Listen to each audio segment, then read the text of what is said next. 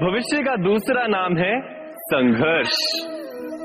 हृदय में आज इच्छा होती है और यदि पूर्ण नहीं हो पाती तो हृदय भविष्य की योजना बनाता है।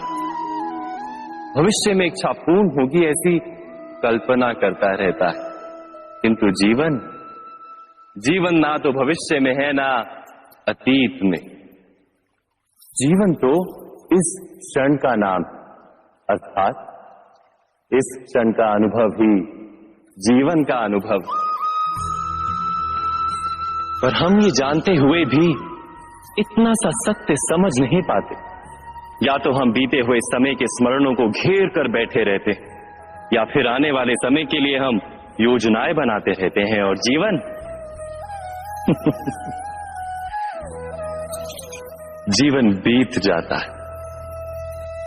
एक सत्य यदि हम हृदय में उतार लें कि ना हम भविष्य देख सकते हैं, ना ही भविष्य निर्मित कर सकते हैं, हम तो केवल धैर्य और साहस के साथ भविष्य को आलिंगन दे सकते हैं, स्वागत कर सकते हैं भविष्य का।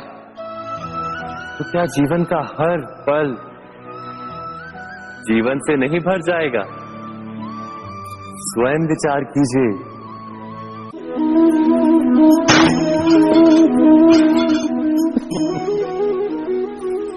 कभी कभी कोई घटना मनुष्य के जीवन की सारी योजनाओं को तोड़ देती और मनुष्य उस आघात को अपने जीवन का केंद्र मान लेता।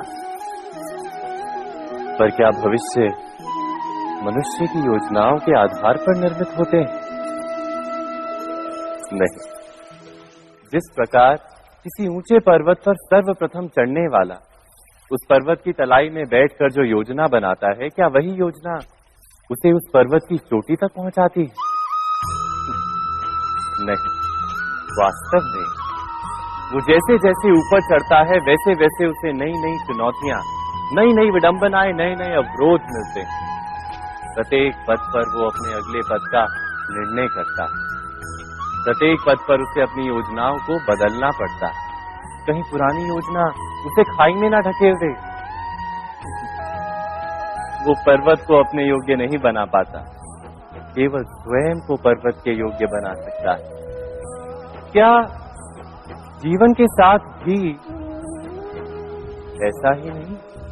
जब मनुष्य जीवन में किसी एक चुनौती को, एक अवरोध को अपने जीवन का केंद्र मान लेता है, अपने जीवन की गति को ही रोक देता है, तो वो अपने जीवन में सफल नहीं बन पाता और ना ही सुख और शांति प्राप्त कर पाता। अर्थात जीवन को अपने योग्य बनाने के बदले स्वयं अपने को जीवन के योग्य बनाना ही सफलता और सुख का एकमात्र मार्ग नहीं। स्वयं विचार कीजिए।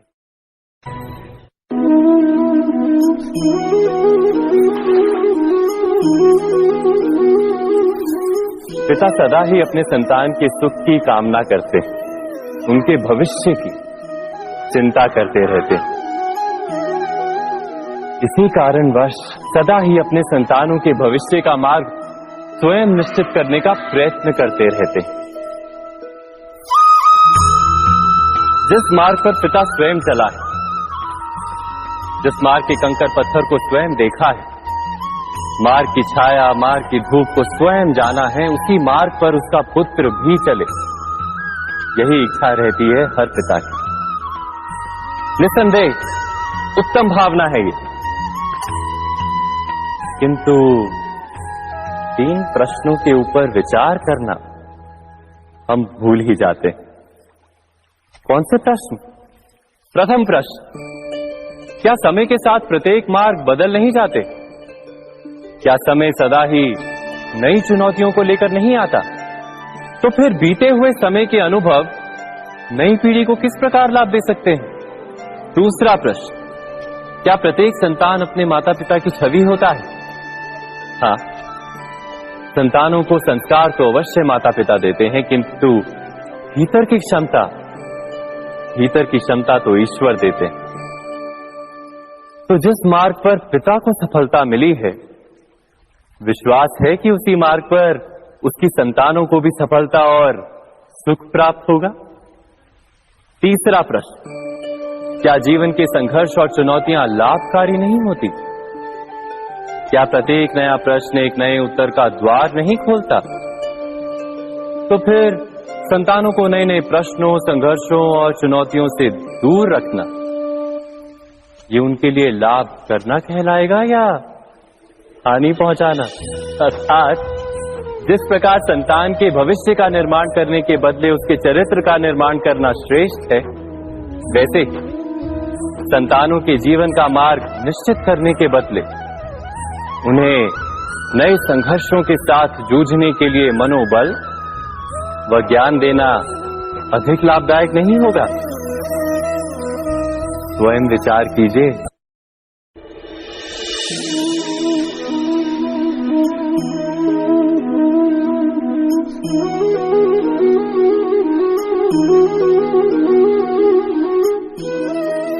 जीवन का हर क्षण निर्णय का क्षण होता है। प्रत्येक पद पर दूसरे पद के विषय में कोई निर्णय करना ही पड़ता है और निर्णय अपना प्रभाव छोड़ जाता है।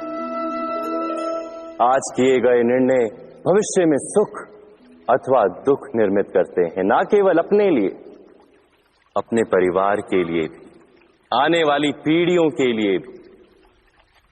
जब कोई दुविधा सामने आती है तो मन व्याकुल हो जाता है, अनिश्चय से भर जाता है। निर्णय का वो क्षण युद्ध बन जाता है और मन बन जाता है युद्ध भूमि। अधिकतर निर्णय हम दुविधा का उपाय करने के लिए नहीं, केवल मन को शांत करने के लिए लेते हैं। पर क्या कोई दौड़ते हुए भोजन कर सकता है? नहीं। तो क्या युद्ध से जूझता हुआ मन कोई योग्य निर्णय ले पाएगा? वास्तव में शांत मन से जब कोई निर्णय करता है तो अपने लिए सुखद भविष्य बनाता है। किंतु अपने मन को शांत करने के लिए जब कोई निर्णय करता है तो वो व्यक्ति भविष्य में अपने लिए कांटों भरा वृक्ष लगाता है। स्वयं विचार कीजिएगा।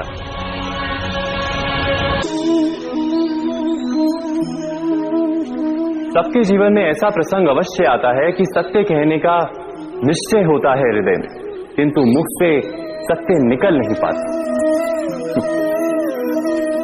कोई भय मन को घेर लेता है।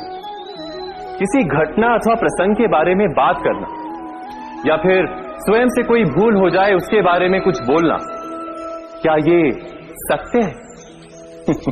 नहीं, ये तो केवल तथ्य है। अर्थात जैसा हुआ था वैसा केवल बोल देना सामान्य सी बात। किंतु कभी कभी उस तथ्य को बोलते हुए भी भय लगता है। कदाचित किसी दूसरे की भावनाओं का विचार आता है मन, दूसरे को दुख होगा ये भय भी शब्दों को रोकता है। तो ये सत्य क्या है? क्या हमने कभी विचार किया है? जब भय रहते हुए भी कोई तथ्य बोलता है तो वो सत्य कहलाता है। वास्तव में सत्य कुछ और नहीं, केवल निर्भयता का दूसरा नाम है। और निर्भय होने का कोई समय नहीं होता, क्योंकि निर्भयता आत्मा का स्वभाव है। अर्थात क्या प्रत्येक क्षण सत्य बोलने का क्षण नहीं होता?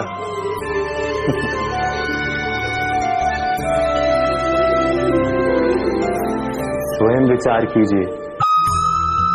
जीवन में आने वाले संघर्षों के लिए जब मनुष्य स्वयं को योग्य नहीं मानता, जब उसे अपने ही बल पर विश्वास नहीं रहता, तब वो सद्गुणों को त्याग कर दुर्गुणों को अपनाता है। वस्तुतः मनुष्य के जीवन में दुर्जनता जन्म ही तब लेती है जब उसके अंतर में आत्मविश्वास नहीं होता। आत्मविश्वास ही अच्छाई को धारण करता है। ये आत्मविश्वास है क्या?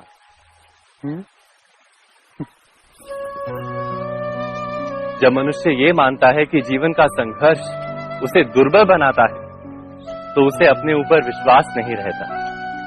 वो संघर्ष के पार जाने के बदले संघर्ष से छूटने के उपाय ढूंढने लगता है। किंतु जब वो ये समझता है कि ये संघर्ष उसे अधिक शक्तिशाली बनाते हैं, ठीक जैसे व्यायाम करने से देह की शक्ति बढ़ती, तो प्रत्येक संघर्ष के साथ उसका उत्साह बढ़ता है।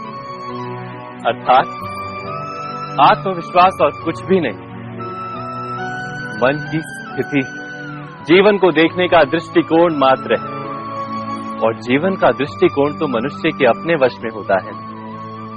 स्वयं विचार कीजिए।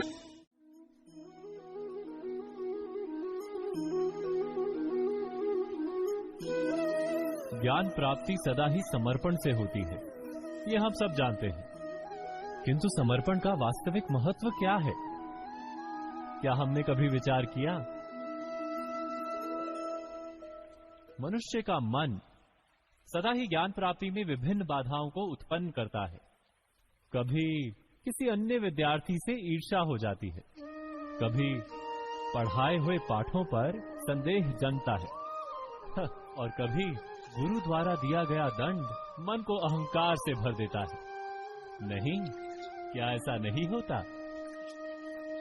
न जाने कैसे कैसे विचार मन को भटकाते हैं, और मन की इसी अयोग्य स्थिति के कारण हम ज्ञान प्राप्त नहीं कर पाते। मन की योग्य स्थिति केवल समर्पण से निर्मित होती है। समर्पण मनुष्य के अहंकार का नाश करता है। ईर्ष्या, महत्वाकांक्षा आदि भावनाओं को दूर कर हृदय को शांत करता है और मन को एकाग्र करता है। वास्तव में ईश्वर की सृष्टि में ना ज्ञान की मर्यादा है, ना ज्ञानियों की। गुरु दत्तात्रेय ने तो गाय और श्वान से भी ज्ञान प्राप्त कर लिया था। अर्थात विषय ब्रह्म ज्ञान का हो, या जीवन के ज्ञान का, या गुरुकुल में प्राप्त होने वाले ज्ञान का, उसकी प्राप्ति के लिए गुरु से अधिक महत्व है उस गुरु के प्रति हमारा समर्पण। क्या ये सत्य नहीं? स्वयं विचार कीजिए।